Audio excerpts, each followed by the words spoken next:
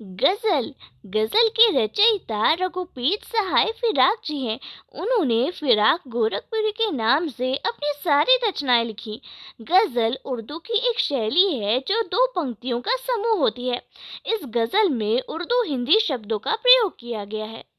नौरस गुंजे पंखड़ियों की नाजुक गिरोहें खुले हैं, यह उड़ जाने को रंग बो खुशबू पर तोले हैं। इन पंक्तियों में शायर ने प्रकृति के सौंदर्य का मनोहर वर्णन किया है। शायर कहते हैं कि बसंत ऋतु के आगमन से नए नए रस से भरी हुई फूलों की पंखुड़ियां अपने नाजुक गांठों को खोल रही हैं और उन कलियों के अंदर बंद खूबसूरत खुशबू और रंग भी अब बाग में उड़ने के लिए अपने पंख फैला रहा है। यानी बाग में नए नए कोमल कलियां खिल उठी हैं और उनके रंग और खुशबू से पूरा बाग महक उठा है। तारे आंखें झपकावे हैं, जर्रा जर्रा सोए हैं, तुम भी सुनो हो यारो, शब में सन्नाटे कुछ बोले हैं।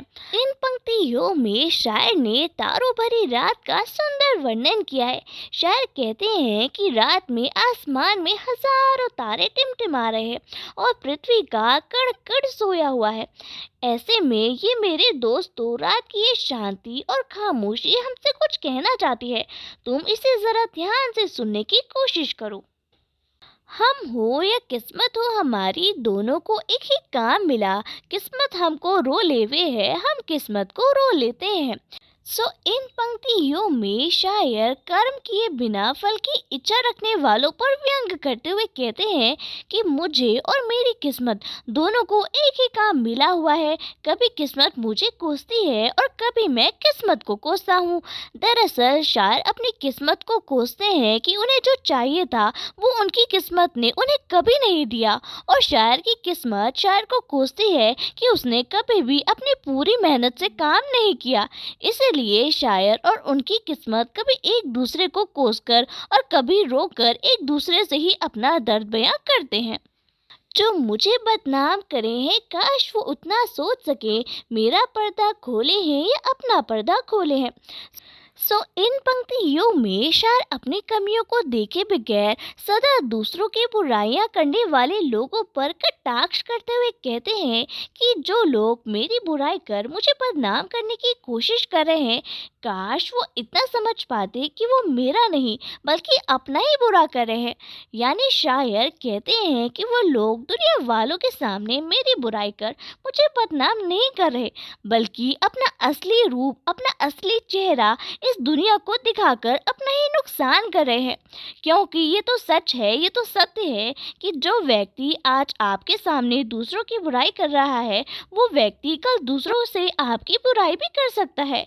ये कीमत भी अदा करे हम पे, दुरुस्ती होशो हवास, तेरा सौदा करने वाले दीवाने भी हौले हैं।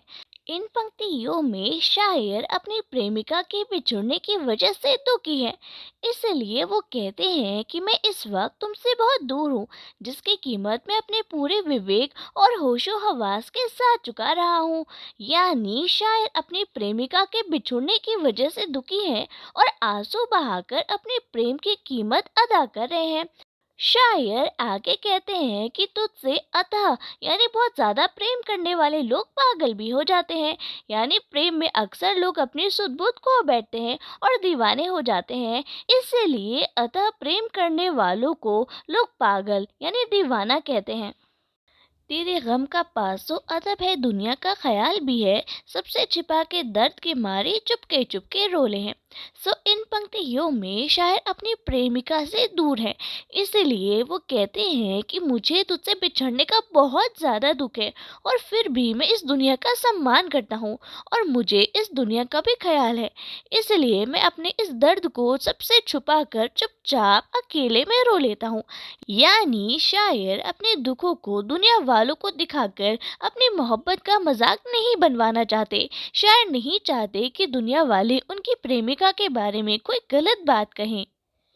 फितरत का कायम है तवाज़ुन, आलम हुस्न इश्क में भी उसको उतना ही पाते हैं खुद को जितना खो लेते हैं। दुनिया में प्यार और सौंदर्य यानी लव एंड ब्यूटी का आपस में एक संतुलन, एक बैलेंस होता है, और जो जितना अपने आप को प्रेम के लिए यानी प्यार के लिए समर्पित करता है, उसे बदले में उतना ही प्यार मिलता है। यानी जो जितना दूसरों से प्रेम करता है उसे उतना ही प्रेम वापस मिलता है। शायर कहते हैं कि प्रेम और सौंदर्य के संसार में हमेशा एक संतुलन कायम रहता है। इसमें हम उतना ही प्यार, इतना ही प्रेम पाते हैं जितना हम स्वयं को प्रेम के लिए समर्पित करते हैं। आबो ताब अशआर न पूछो तुम भी आंखें रखो हो, ये जगमगाते बेतों की दमक है या हम मोती रोले हैं। इन पंक्तियों में शायर पाठकों को संबोधित करते हुए कहते हैं, तुम सिर्फ मेरी शायरी की ऊपरी चमक दमक को मत देखो, तुम खुद भी बहुत समझदार हो, इसलिए तुम सिर्फ मेरी शायरी के शब्दों को मत देखो, इसके अर्थ को भी ध्यान से समझने की कोशिश करो। शायर कहते हैं कि जब उन्होंने बहुत ज्यादा दुख झेला तो उनका दिल, उनका हृदय बहुत ज्यादा रोया और उनका दुख मोती बनकर उनकी आंखों से बहा, यानी आंसू बनकर उनका दुख आंखों से बहा, और तब जाकर कहीं इतनी सुंदर शायरी की रचना हुई। ऐसे में तो याद आए हैं अंजुमन में रिंदों को, रात गए गर्दे पे फरिश्ते बाबे गुनाह जग खोले हैं। इन पंक्तियों में शायर अपनी प्रेमिका से कहते हैं कि जब रात बहुत ज़्यादा गहरी हो जाती है और आसमान में बैठे फरिश्ते इस दुनिया के गुनाह का हिसाब किताब कर रहे होते हैं, तो मैं खाने यानी शराब खाने में बैठकर तुम्हें याद कर रहा होता हूँ और तुम्हारे गम को भुलाने की कोशिश कर रहा होता हूँ। सत की फिराक एजाज सुखन के कैसे उड़ा लिए आवाज, इन गजलों के पर्दों में तो मीर की गजलें बोले हैं। इन पंक्तियों में शायर खुद की तारीफें, खुद की प्रशंसा करते हुए कहते हैं कि हे फिराक, मैं तुम्हारी गजलों पर फिदा हूँ। तुमने इतना अच्छा लिखना कहाँ से सीखा? तुम्हारी गजलों को पढ़ते समय ऐसा लगता है जैसे इन गजलों को साक्षात मीर साहब ने ही लिखा हो। यानी फिराक साहब अपनी गजलों की तुलना मीर साहब, जो बहुत ही बड़े जाने माने सम्मानित शायर थे, उनकी गजलों से करते हैं। इस शेर में शायर का आत्म प्रशंसा का भाव दिखाई देता है।